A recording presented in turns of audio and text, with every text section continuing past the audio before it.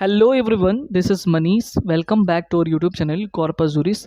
आज के इस वीडियो सेशन में हम बात करने वाले हैं क्लासिफिकेशन ऑफ एलिमेंट यानी कि तत्वों के वर्गीकरण के बारे में। चूँकि ये जो है हम बात जो कर रहे हैं वो रसायन विज्ञान के अंतर्गत जो है आता है, यानी कि अकार्बनिक रसायन इनऑर्गेनिक केमिस्ट्री के अंदर आता है। अगर हम बात करें तो स्टार्टिंग में यानी कि 1800 की आसपास की बात है। 1800 के करीब जो है लगभग जो है 31 एलिमेंट की यानी कि 31 तत्वों की 31 एलिमेंट की डिस्कवरी हो चुकी थी। ठीक है, यानी कि इतने 31 एलिमेंट्स की डिस्कवरी हो चुकी थी 1800 के टाइम में। ठीक है, और आगे जब आगे ये हुआ तो 1865 आया। 1865 में यहाँ पे लगभग जो है 53 तत्वों की खोज हो चुकी थी। ठीक है, तो अब बात आई जैसे हमारे पास कम अगर एलिमेंट है, कम तत्व हैं, तो उनको तो हम आसानी से उनके बारे में पढ़ सकते हैं। ठीक है, लेकिन जब हमारे पास तत्वों की संख्या बढ़ने लगी, तो जब तत्वों की संख्या धीरे धीरे करके बढ़ने लगी, तो फिर हमको दिक्कत होने लगा उसके बारे में स्टडी करना, उसके बारे में पढ़ना। ठीक है, अगर कम रहते हैं तो पर्टिकुलर एक एक करके जो है हम लोग उसके बारे में पढ़ सकते हैं, लेकिन जैसे जैसे उनकी संख्या बढ़ने लगी तो फिर एक कॉन्सेप्ट आता है कि इसको ऐसा किया जाए, क्लासिफाई किया जाए, वर्गीकृत किया जाए, ताकि हम उस चीज़ को आसानी से पढ़ सकें। ठीक है, तो खास करके वर्गीकरण का कॉन्सेप्ट ही यही है, क्लासिफिकेशन का यही कॉन्सेप्ट ही है कि किसी भी चीज़ को क्या कर देता है, ये आसान तरीके से उसके बारे में अध्ययन हम कर सकते हैं। ठीक है, तो ठीक यही चीज़ आया तत्वों के बारे में। तत्वों का वर्गीकरण के लिए जो है अलग अलग वैज्ञानिक जो आते हैं और उसको किस हिसाब से अरेंज करते हैं, आज के इस वीडियो में हम लोग सीखेंगे। ठीक है, अब चूंकि हमको पता है किसी भी पदार्थ का जो मौलिक इकाई होता है, ठीक है, यानी कि फंडामेंटल यूनिट होता है, वो तत्व ही होते हैं। और अगर तत्वों को ही अच्छे से न जाने और उनको व्यवस्थित करके न जाने, तो फिर हम उस पदार्थ के बारे में नहीं जान पाएंगे। तो यही सेशन आज का हमारा जो ये सेशन है, खास करके जो है तत्वों का क्या वर्गीकरण का प्रोसेस है, किस हिसाब से जो है वर्गीकरण किया गया उनके बारे में हम देखेंगे। कौन कौन से वैज्ञानिक आते हैं, वर्गीकरण करते हैं, और कितने ग्रुपों में जो है पीरियोडिक टेबल बना हुआ है, उन सभी के बारे में जो है हम डिटेल में स्टडी करेंगे। यदि आप चैनल में नए व्यूअर्स हो तो सब्सक्राइब ज़रूर कर लें, लाइक कमेंट और शेयर करना ना भूलें। साथ ही साथ जो है, अगर आप प्रीवियस वीडियो नहीं देखें केमिस्ट्री, फिजिक्स, हिस्ट्री, इन सभी चीज़ों को लेकर के, तो आप हमारे प्लेलिस्ट में जा कर के जो है वहाँ से आप उसका लाभ उठा सकते हैं। ठीक है, तो चलिए यहाँ से देखते हैं कि जो है तत्वों की जो वर्गीकरण है उसमें एक वर्ड आता है आवर्ती वर्गीकरण। ठीक है, उसमें हम लोग देखते हैं आवर्ती वर्गीकरण क्या होता है। ठीक है, क्योंकि हम लोग जो है वर्गीकरण करते हैं, इसको इंग्लिश में बोलते हैं पीरियोडिक क्लासिफिकेशन। इसको इंग्लिश में बोलते हैं पीरियोडिक क्लासिफिकेशन। ठीक है, एक एक करके हम लोग ध्यान से देखेंगे, भले ही वीडियोस जो है लंबा जाए, उस पर नहीं वो करना है। ठीक है, क्योंकि मेन मोटो हमारा क्या है, समझना है। अगर हमको समझ में आ जाता है, एक बार समझ में आ जाएगा तो बार बार की छुट्टी हो जाएगी। ठीक है, और साथ ही साथ जो है आपको पेन और कॉपी साथ में रखना है, जैसे जैसे मैं बताते चल रहा हूँ उसको नोट डाउन भी करते चलना है। ठीक है, तो सबसे पहले हमको ये समझ लेना है कि आखिर में आवर्ती वर्गीकरण यानी कि पीरियोडिक क्लासिफिकेशन किसे कहते हैं। तो जो मौलिक गुण होता है, फंडामेंटल जो प्रॉपर्टीज होती हैं, उसके बेसिस पे जो है एक ऐसी व्यवस्था बनाई जाती है, एक निश्चित अंतराल के बाद जो है दूसरे पहले तत्व की जो गुण है, उसके निश्चित अंतराल के बाद जो है दूसरे तत्व की गुण, फिर उसके निश्चित अंतराल के बाद तीसरे तत्व की गुण अगर समान मिल जाती है, तो ऐसी व्यवस्था को हम आवर्ती वर्गीकरण कहते हैं। ठीक है, ऐसे सोचो कि मान लो कि एक जो है एक ग्रुप है बना हुआ है, जिसमें फर्स्ट स्टूडेंट का जो नेचर है लगभग मैच करता है थर्ड स्टूडेंट का नेचर से, फिर थर्ड स्टूडेंट का नेचर जो है फिफ्थ स्टूडेंट से, फिफ्थ का सेवन से। तो एक एक सर्टेन जो है अंतराल के बाद, एक टाइम इंटरवल के बाद जो है वो नेचर मैच कर रहा है। तो इस तरह से जो हम अरेंजमेंट देखेंगे, वैसे यहाँ तत्वों में कि पहला तत्व तीसरे के बराबर है, उसके नेचर के जैसे शो कर रहा है, तीसरे पांचवें, पांचवा सातवां, सातवां नौवां। तो इस तरह के जो क्लासिफिकेशन हम लोग देखते हैं, ताकि उनकी जो गुणों की समानता है उनको इस तरह से अरेंज किया गया है कि वो सेम है। तो इसी को हम लोग बोलते हैं क्या, आवर्ती वर्गीकरण यानी कि पीरियोडिक क्लासिफिकेशन। आई होप ये चीज़ें आपको समझ में आ रहा है। तो यानी कि इसको क्रमबद्ध तरीके से, ठीक है, हम इसकी स्टडी कर लें, इसीलिए जो इसको रखा गया है। ठीक है, अब देखो क्या हुआ। 18वीं शताब्दी में हमने बताया 18 सेंचुरी में यानी 1800 में लगभग 31 तत्वों के एलिमेंट्स की डिस्कवरी हो चुकी थी। फिर धीरे धीरे 53, फिर आगे की तरफ बढ़ते चला गया। 19 सेंचुरी आया 19वीं शताब्दी में। तो उस समय नए नए जो है अलग अलग वैज्ञानिक भी उभर के आए, यानी कि एक जो है एक नई संकल्पना का काल कहा जाता है 19 सेंचुरी। ठीक है, क्योंकि वहाँ पे तमाम डिस्कवरी हुई 19वीं शताब्दी में, और अलग अलग जो है डिस्कवरी होने की वजह से अलग अलग तत्व भी आए हैं सामने, तो जिससे जो है वर्गीकरण करना जो है आवश्यक हो गया, ताकि उनके बारे में स्टडी हम लोग आसानी से कर सकें। तो एक चीज़ याद रखना, तो उसमें प्रयास में अलग अलग वैज्ञानिक अपना भाग्य आजमाते हैं। जैसे प्राउट का हो या प्राउस्ट, कुछ बुक में लिखा हुआ है, तो प्राउस्ट की कॉन्सेप्ट प्राउस्ट ने दिया था। फिर डोबराइनर का ट्राइड्स लॉ यानी कि डोबराइनर का त्रिक नियम आता है। फिर उसके बाद ड्यूमा मेथड आता है, न्यूलैंड का ऑक्टेट रूल्स आते हैं। ठीक है, उसके बाद न्यूलैंड के बाद लोथर मेयर आते हैं, फिर लोथर मेयर के बाद जो है मेंडलीफ आते हैं, फिर अंततोगत्वा फाइनली जो है कॉन्सेप्ट जो है मोजले ने दिया, मॉडर्न पीरियोडिक टेबल। तो इसमें जो है हम जो कुछ भी आपके लिए आपके एग्जाम के लिए इंपॉर्टेंट है, उन सभी को हम एक एक करके डिस्कस करेंगे, ताकि आपको जो है पूरी की पूरी चीज़ें समझ में आए। ठीक है, तो सबसे पहले देखो हम बात कर ले अगर, तो हम सीधे सीधे जो हम लोग पढ़ेंगे वो है डोबराइनर ट्राइड्स लॉ से, क्योंकि यहीं से एग्जाम में क्वेश्चन आते हैं, या कोई भी बुक उठा के देख लो, एटलीस्ट घटना चक्र भी उठा के देख लोगे तो वहां भी थोड़ी सी जिक्र किया हुआ है डोबराइनर ट्राइड्स लॉ के बारे में, मेंडलीफ के बारे में। लेकिन हम जो है आपको बताएंगे, क्योंकि जब जो है क्वेश्चन पूछे जाते हैं तो वहां पे काफी जो है स्टेटमेंटल फॉर्म में पूछे जाएंगे, तो आप कंफ्यूज ना हो, इसलिए हम इसको जरूर से जरूर बताएंगे। तो डोबेराइनर ट्राइड्स लॉ यानी कि डोबेराइनर का त्रिक नियम। ठीक है, डोबेराइनर डोबेराइनर का त्रिक नियम। अब ये डोबेराइनर का त्रिक नियम क्या है, इसको पहले हम लोग समझते हैं। डोबेराइनर का त्रिक नियम या ट्राइड्स लॉ जिसको बोलते हो, डोबेराइनर ट्राइड्स लॉ, ये इन्होंने तीन तीन एलिमेंट का ग्रुपिंग करके एक साथ रखा। कितने? थ्री थ्री एलिमेंट्स का, तीन तीन एलिमेंट्स का जो है एक ग्रुप बना करके एक साथ रखा। और उन्होंने कहा कि जो पहले और थर्ड का जो एटॉमिक वेट का जो एवरेज होगा, वो बीच वाले एलिमेंट के एटॉमिक वेट के इक्वल होगा। फिर से समझें, यानी कि इन्होंने कहा कि यदि हम तीन तीन तत्वों का एक समूह बनाएं, तो पहला और तीसरे तत्व का जो परमाणु भार होगा, एटॉमिक वेट होगा, वो बीच वाले तत्व के परमाणु भार के बराबर होगा। यही जो है डोबेराइनर ट्राइड्स लॉ कहता है। ठीक है, लेकिन ये सभी तत्वों के बारे में नहीं बता सकता है, इसलिए यानी कि बता नहीं पाया, इसलिए जो आगे चल करके अष्टक नियम आया। तो पहले हम यहाँ पे देख लेते हैं। जैसे मान लो अगर हमारे पास तीन एलिमेंट है, ए बी और सी, ए बी सी, यहाँ पे तीन एलिमेंट है। और अगर इन्होंने कहा कि इसका जो एटॉमिक वेट है, सर सपोज कर लो इसका एटॉमिक वेट जो है, इसका एटॉमिक वेट जो है 1 है, इसका एटॉमिक वेट जो है क्या है, 3 है। ठीक है, तो इसका इसका 2 होता है। ठीक है, लेकिन पता नहीं है तो क्या होगा इसका एटॉमिक वेट। तो इसका एटॉमिक वेट जो है पहले और आखिरी वाले का, ठीक है, का एवरेज जो होगा वो क्या होगा, वो दूसरे वाले का होगा। तो ये क्या हुआ, 2 आया, तो इसका कितना होगा, 2 होगा। आई बात समझ में? यानी कि अगर हम देखें atomic weight of second element या middle element is the average mean of the atomic mass of first element and third element. यानी कि जो बीच वाले का जो परमाणु भार होगा, वो जो है अंतिम और पहले और अंतिम तत्वों के परमाणु भार के जो औसत होंगे उसके इक्वल होगा। आई होप ये चीजें आपको क्लियर हुई होंगी।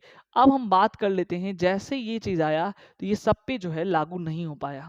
ठीक है, तो इसको जो है फिर नेग्लेक्ट कर दिया गया, और तब जाके आता है न्यूलैंड का ऑक्टेट रूल। ठीक है, न्यूलैंड का अष्टक नियम क्या कहता है, इसको भी समझो। न्यूलैंड्स ऑक्टेट रूल्स, यानी कि न्यूलैंड का अष्टक नियम, न्यूलैंड का अष्टक नियम या लॉ ऑफ ऑक्टेव्स या न्यूलैंड का जो है अष्टक नियम, law of octaves, octet rules, Newland का जो है अष्टक नियम, ये इन सभी नामों से जाना जाता है। लेकिन हमको ये समझना, अब जैसे वहां पे थ्राइड्स लॉ थे तो तीन तीन ग्रुपों का समूह था, यहाँ पे जो है अब ऑक्टेट से ये पता चल रहा है कि 8 ग्रुपों का समूह होगा। तो उन्होंने कहा कि हम जो, अच्छा ये सब जो लोग अरेंज कर रहे थे, जो तत्वों का अरेंजमेंट था, उनके परमाणु भार के बढ़ते हुए क्रम में रख रहे थे, बढ़ते हुए क्रम में रख रहे थे। याद रखना, इसके पहले भी जो डोबराइनर थे उन्होंने भी यही किया था, परमाणु भार के बढ़ते हुए उन्होंने क्रम में रखा था कि और तब जाके कि वो चीजें थी। तो ये भी कहें कि if we arrange 8 element in increasing order of their atomic weight, ठीक है, अगर उनको हम इस तरह से अरेंज करते हैं कि उनके एटॉमिक वेट के, परमाणु भार के बढ़ते हुए क्रम में रखें, तो हर एक पहला जो है 8वें एलिमेंट्स के इक्वल होगा। ठीक है, हर एक पहला तत्व जो है 8वें तत्व के गुणों से मैच करता हुआ, यानी उसकी प्रॉपर्टीज 8वें से मैच करेगी।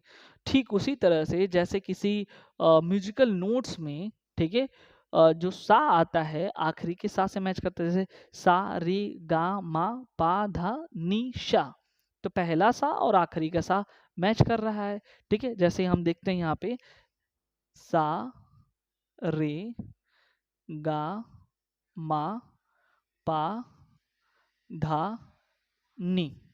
अब देखो यहाँ पे, तो यहाँ से अगर हम काउंटिंग करें तो ये 1 है, ये 2 है, 3 है, 4 है, 5 है, 6 है, 7 है, फिर ये वाला यहीं से 8 स्टार्ट हो जाएगा, 9 होगा, फिर 10वां नंबर आएगा। ठीक है, तो कहने का मतलब उन्होंने कहा कि हर एक पहले की प्रॉपर्टी जो है आखिरी यानी कि 8वें वाले तत्व के क्या होगी, इक्वल होगी। इसी को बोलते हैं हम लोग क्या, न्यूलैंड्स ऑक्टेट रूल्स, यानी कि न्यूलैंड का अष्टक नियम भी ये बताता है। अगर मान लो यहाँ पे ऐसे कर दें हम, यहाँ पे जैसे मान लो अगर यहाँ पे लिखना चाहें, देखो इस तरह से ABCDEFGHIJKLMNOPQRSTUVWXYZ।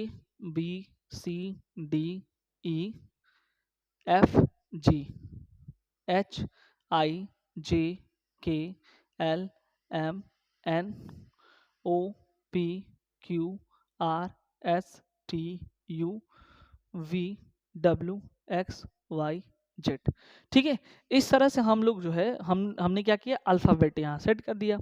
अब थोड़ा सा अगर ध्यान दो तो इस जगह पे देखो कि 1 2 3 4 5 6 7 है, यहाँ पे ये वाला यानी कि ये वाला 1 नंबर पे है। ये सोचो, ये वाला जो है 1 नंबर पे है, तो ये वाला जो है 8वें नंबर पे है, ये 1 नंबर पे है, तो ये वाला अगर काउंटिंग करें तो 8वें नंबर पे आएगा। गिन लो 1 2 3 4 5 6 7, फिर ये 8 9 10 11 12 13 14, फिर ये 15 नंबर पे आया। ठीक है, 16 17 18 19 20 21, फिर ये 22 नंबर पे आया।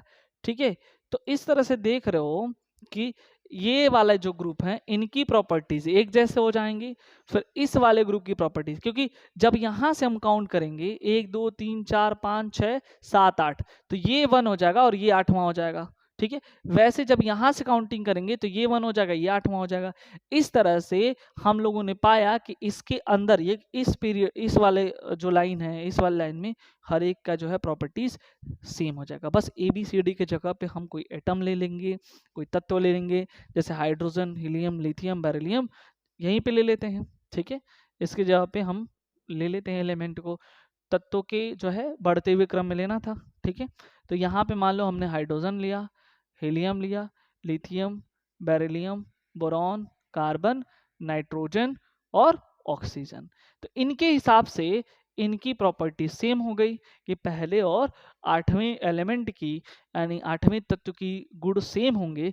ठीक उसी तरह से जिस तरह से किसी म्यूजिकल नोट्स में जो है सा आता है, जैसे सा रे गा मा पा धा नी शा, फिर वापस भी आएंगे सा नी धा पा मा गा रे सा, तो फिर भी पहला और आखिरी वाला आठवां एलिमेंट्स क्या हुआ, सेम हुआ। लेकिन फिर भी ये भी आगे चल कर के ये सफल नहीं होते हैं। फिर आते हैं मेंडलीफ आवर्त सारणी, यानी कि मेंडलीफ आते हैं जिन्हें ही फादर ऑफ जो है पीरियोडिक क्लासिफिकेशन के नाम से जाना जाता है। ठीक है, तो ये काफ़ी इंपॉर्टेंट है, इनको अच्छे से समझना है क्योंकि एग्जाम में यही सबसे पूछे जाते हैं और अधिकतर तो मेंडलीफ से ही पूछे जाते हैं और यहाँ से चीज़ें इंपॉर्टेंट हैं, तो काफ़ी अच्छे से इसको समझो और उसके बाद जो है साथ साथ नोट बनाते चलो। ठीक है, तो देखो मेंडलीफ की जो है आवर्त सारणी, मेंडलीफ आवर्त सारणी, इसके बारे में थोड़ा सा ध्यान से समझ लेते हैं। इनको ही फादर ऑफ पीरियोडिक क्लासिफिकेशन कहते हैं। ये भी इंपॉर्टेंट है क्योंकि एग्जाम में यहाँ से भी पूछ लेते हैं कि फादर ऑफ पीरियोडिक क्लासिफिकेशन किसे कहते हैं। अब देखो मेंडलीफ का काफ़ी ज़्यादा योगदान रहा है, ये कह लो कि बेसिक जो रूट्स थे उनको डेवलप करने के लिए जो मेंडलीफ का काफ़ी योगदान रहा है, इसलिए इनको फादर ऑफ जो है पीरियोडिक टेबल कह दिया जाता है। लेकिन father of modern periodic table जो है मोजले को कहा जाता है, तो ये भी आपको याद रहना चाहिए। ठीक है, अब देखो मेंडलीफ जो आवर्त सारणी में जो रूल दिया, ये भी क्या करते हैं, जो एटॉमिक वेट के वही वाली कॉन्सेप्ट अभी भी चली आ रही है, तो इन्होंने भी कह दिया एटॉमिक वेट यानी कि परमाणु भार के क्या करना है, ये भी सेट किए थे सारे जो तत्व थे उनके इंक्रीजिंग ऑर्डर में, यानी कि बढ़ते हुए क्रम में। ठीक है, इन्होंने भी यानी कि अभी भी इन्होंने क्या किया कि उसको जो है इंक्रीजिंग ऑर्डर में रखा था।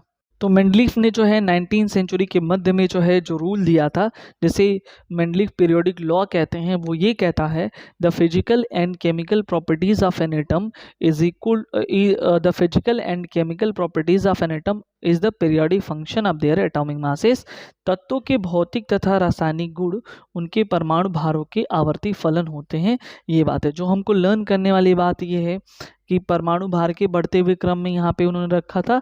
और दूसरी बात जो है पीरियोडिक क्लासिफिकेशन के जो फादर हैं, जो जनक हैं, वो कौन है, मेंडलीफ है।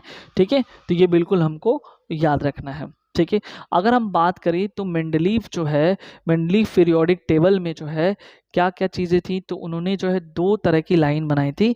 एक इस तरह की लाइन थी जो हॉरिजॉन्टल लाइन थी, इस तरह से लाइन को उन्होंने बोला था।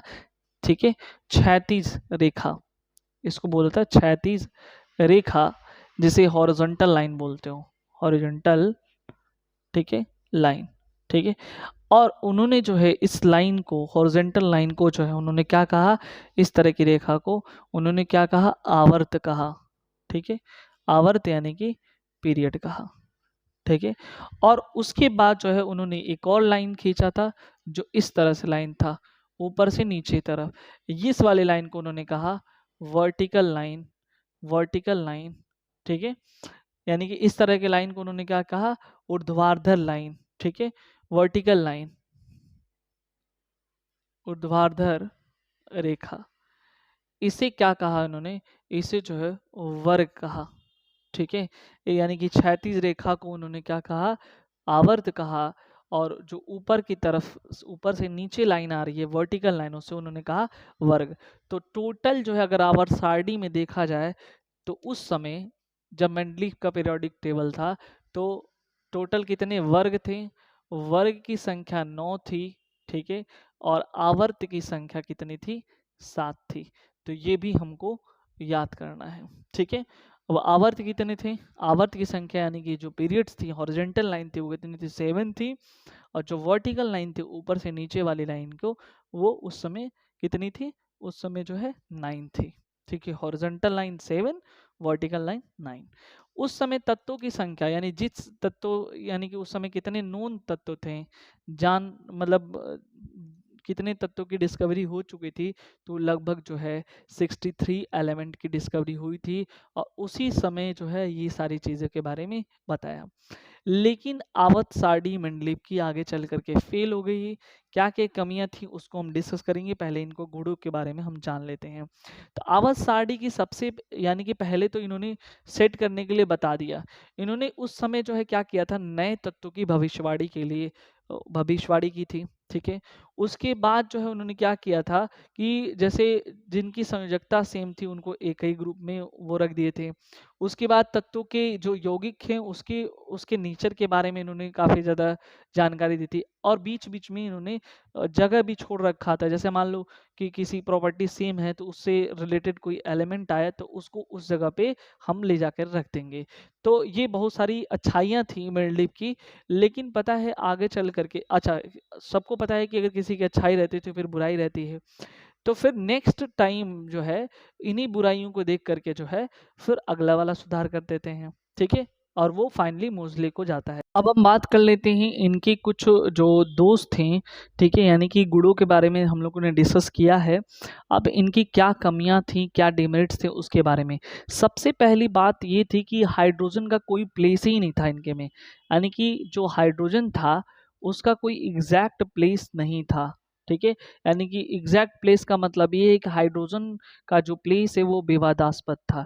विवादास्पद का मतलब ये है कि हाइड्रोजन जो है दो तरह का नेचर शो करता है। पहली बात तो ये जो है पहले जो एस ब्लॉक के एलिमेंट हैं, ठीक है, उनमें अल्कली जो मेटल आते हैं उनकी तरह ये बिहेव करता है। दूसरी बात जो है पीरियोडिक टेबल में जो 17th ग्रुप के जो हैलोजन समूह हैं उनकी तरह ये बिहेव करता है, यानी कि जब ये एक इलेक्ट्रॉन जो है निकाल देता है H प्लस हो जाता है, जब किसी से एक इलेक्ट्रॉन ले लेता है H माइनस हो जाता है, तो ये वाला जो है एल्कली मेटल की तरह बिहेव करता है, एल्कली मेटल की तरह बिहेव करेगा। और ये वाला जो है हैलोजन ग्रुप के जो मेंबर हैं जैसे क्लोरीन पे -1 है, ब्रोमीन पे -1 है, उनकी तरह ये बिहेव करता है। तो इस तरह से पहला डिमेरिट ये था उनका मेंडलीव का कि इसको स्पष्ट नहीं कर पाए थे और ये विवाद का कारण बना। दूसरा जो उनका डिमेरिट ये था कि आइसोटोप्स के लिए जगह नहीं रखे थे उन्होंने, आइसोटोप्स आइसोबार के लिए। यदि आइसोटोप्स आइसोबार आपको नहीं पता है तो हमारे प्लेलिस्ट में जाइए और पिछले इसके जस्ट पिछले वाले वीडियोस में हमने डिस्कस किया है आइसोटोप्स क्या होते हैं, आइसोबार्स क्या होते हैं और काफ़ी ज़्यादा एग्जाम्पल के साथ। ठीक है, तो उनके लिए भी जगह नहीं था, आइसोटोप्स आइसोबार के लिए भी उन्होंने जगह नहीं रखा था। अच्छा, कुछ समान तत्व जैसे कि कॉपर हुआ, मरकरी हुआ, उसके बाद सिल्वर हुआ, इन सभी को प्लेटिनम वगैरह को एक ही जो है समान तत्वों के गुण को जो है एक ही समूह में रख दिए थे। जबकि कुछ ऐसे जो इसमें थे जो भिन्न-भिन्न थे आपस में नहीं मैच करते थे, तो ये एक डिमेरिट हो गया। उसके बाद इन्होंने क्या किया कि इनका जो जो वर्गीकरण था वो सभी तत्वों पे एप्लीकेबल नहीं था।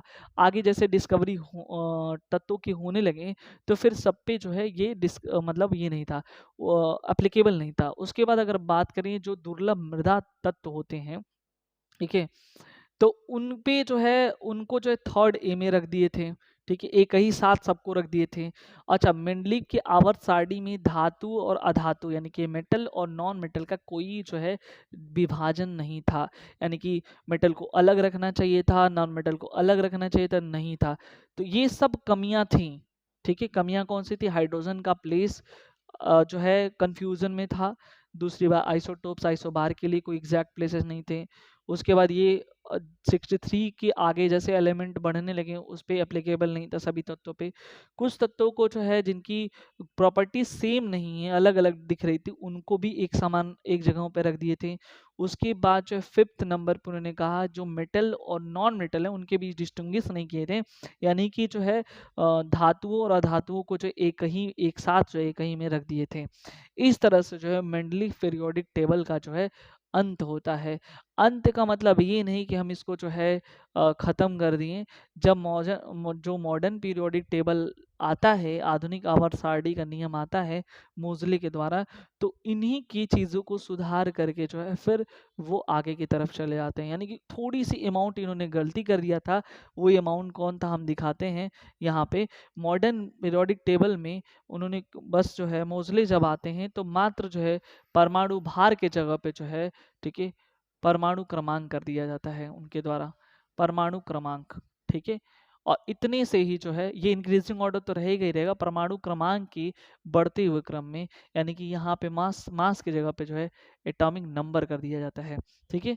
परमाणु क्रमांकों के आवर्ती फलन होते हैं, न कि परमाणु भारों के आवर्ती फलन होते हैं। बस इतना ही चेंज कर दिया और सारा का सारा जो है चीजें सेट हो गई। तो याद रखना, मॉडर्न पीरियोडिक जो क्लासिफिकेशन है उसके फादर की बात करते हैं तो वो है मोजले। मोजले ने क्या किया था 1913 में, ठीक है। यहाँ पे जो है आधुनिक की बात करते हैं, आधुनिक आवर्त सारणी, तो किसके द्वारा दिया गया था, मोजले के द्वारा जो है 1913 में। मोजले ने जो है 1913 में जो है तत्वों की एक नई विशिष्ट गुणों के बारे में बताया। और इनके लिए जहाँ पे मेंडलीफ ने जो परमाणु भारों के बारे में बताया था कि बढ़ते हुए क्रम में रखेंगे, वहीं पे जो उन्होंने परमाणु क्रमांक रख दिया और तब उन्होंने कहा कि ये सही है एटॉमिक, मतलब कि एक सही ऑर्डर है। और उन्होंने पाया है कि लगभग सभी जिस हिसाब से अरेंजमेंट वो किए थे कि सभी तत्वों के अधिकतर अगर बात करें तो लगभग जो है सभी तत्वों के गुण जो है एक आपस में मिलते जुलते एक सारणी में उन्होंने रख दिया था, ठीक है। और इन्होंने कहा जो इनका सेटिंग था वो बोले कि इस तरह से परमाणु क्रमांक को लिखेंगे तो उनके इलेक्ट्रॉनिक विन्यास के आधार पे हम देखेंगे कि किस हिसाब से किसका इलेक्ट्रॉनिक विन्यास है, उसके हिसाब से प्रॉपर्टीज मैच कराएंगे, उसके क्रम में हम रखते चलेंगे, ठीक है। बात करें आवर्त की यानी कि पीरियड की तो वो कितनी है, 7 ही है। लेकिन अगर हम बात करें वर्टिकल लाइन के जिसे हम वर्ग कहेंगे, ठीक है, या इसी क्लास कहेंगे, इसको जो है वर्ग कहो या समूह कहो या ग्रुप भी कह सकते हो, ठीक है।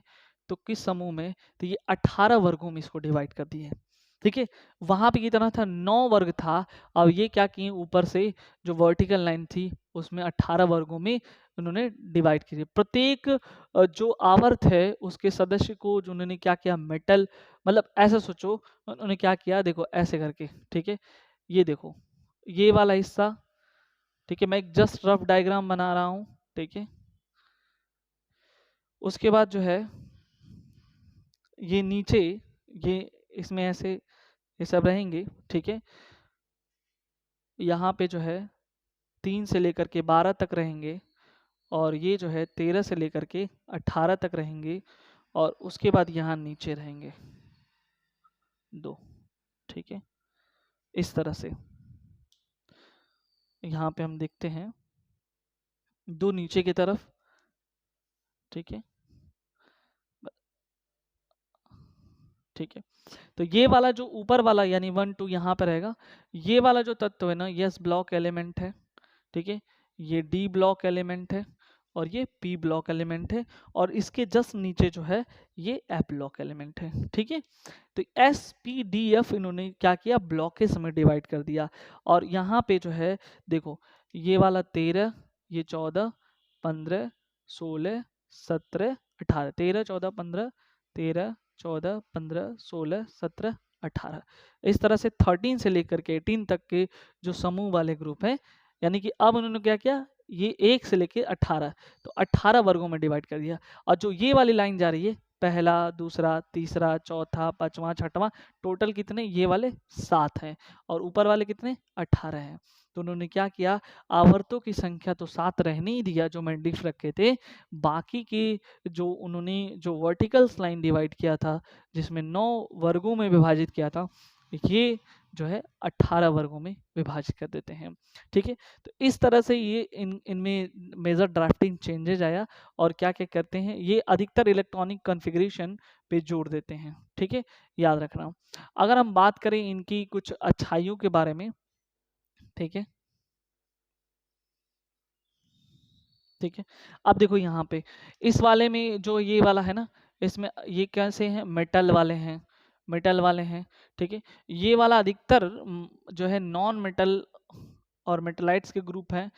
ठीक है। ये भी मेटल और नॉन मेटल मेटलाइट्स ग्रुप है। नीचे वाले जो है रेडियो एक्टिव एलिमेंट्स है। इस वाले में कलरफुल एलिमेंट आते हैं, जो कलर्ड वाले एलिमेंट्स हैं ये डी ब्लॉक में आते हैं।